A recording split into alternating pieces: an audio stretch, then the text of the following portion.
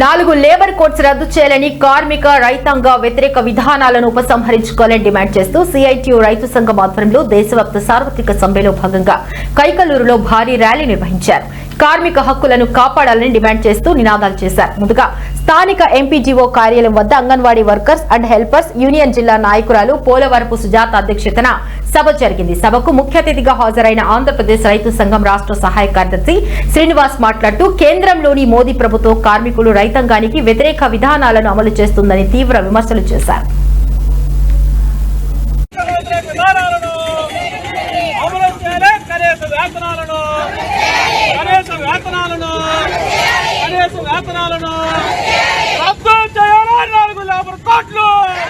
దేశవ్యాప్త సార్వత్రిక సమ్మెలో భాగంగా కైకలూరులో కూడా పెద్ద ఎత్తున సమ్మె జరుగుతూ ఉన్నది. అంగన్వాడీలు, ఆశాలు, అట్లాగే ఆటో కార్మికులు, పంచాయతీ కార్మికులు, ఇతర రంగ కార్మికులందరూ కూడా ఈ సమ్మెలో పాల్గొంటా ఉన్నారు. ప్రధానంగా కేంద్ర మోడీ ప్రభుత్వం తీసుకొచ్చిన 4 లేబర్ కోడ్లు కార్మిక వ్యతిరేకమైనవి. ఇవాళ కార్మిక చట్టాలు నిర్వీర్యం చేస్తూ తీసుకొచ్చిన ఈ లేబర్ కోడ్లని తక్షణమే రద్దు చేయాలని చెప్పేసి సందర్భంగా మేము డిమాండ్ చేస్తూ ఉన్నాం.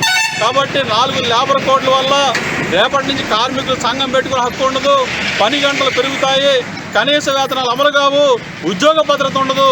కాబట్టి ఈ 4 లేబర్ కోడ్స్ని తక్షణం రద్దు చేయాలని చెప్పేసి కూడా ఈ సందర్భంగా కోరుతా ఉన్నాం. దీంతోపాటు స్కీమ్ వర్కర్లకి, anganwadi, ASHA, mid day meals ఇట్లాంటి స్కీమ్ వర్కర్లకు ఉద్యోగ భద్రత కల్పించాలి. అలాగే కనీస వేతనాలు నెలకు 26,000 రూపాయలు ఇవ్వాలని చెప్పేసి కూడా డిమాండ్ చేస్తూ ఉన్నాం. అసంఘటిత రంగ కార్మిక సమస్యలు పరిష్కరించాలని చెప్పి కోరుతా ఉన్నాం. భవన నిర్మాణ కార్మికుల సంక్షేమ బోర్డుని పునరుద్ధరణ చేయాలని చెప్పేసి కోరుతా ఉన్నాం. దీంతో పాటు ఇతర ఆటో కార్మికులు కానీ, అలాగే పంచాయతీ కార్మికులు, ఇట్లాంటి కార్మికుల యొక్క సమస్యలు కూడా పరిష్కరించి ఆదుకోవాలని చెప్పేసి కూడా ఈ సందర్భంగా డిమాండ్ చేస్తూ ఉన్నాం.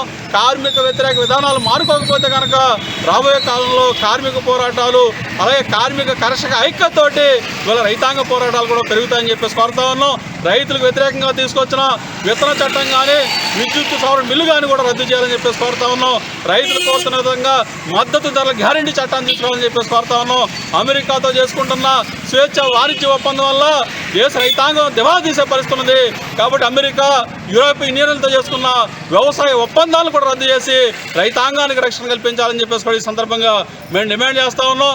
కాబట్టి కార్మిక కర్షక ఐక్యతతోటి రాబోయే కాలంలో పెద్ద ఎత్తున ఉద్యమాలు సాగుతాయి. కాబట్టి కార్మిక రైతాంగ వ్యతిరేక విధానాలు కేంద్ర ప్రభుత్వం, రాష్ట్ర ప్రభుత్వం మానుకోవాలి.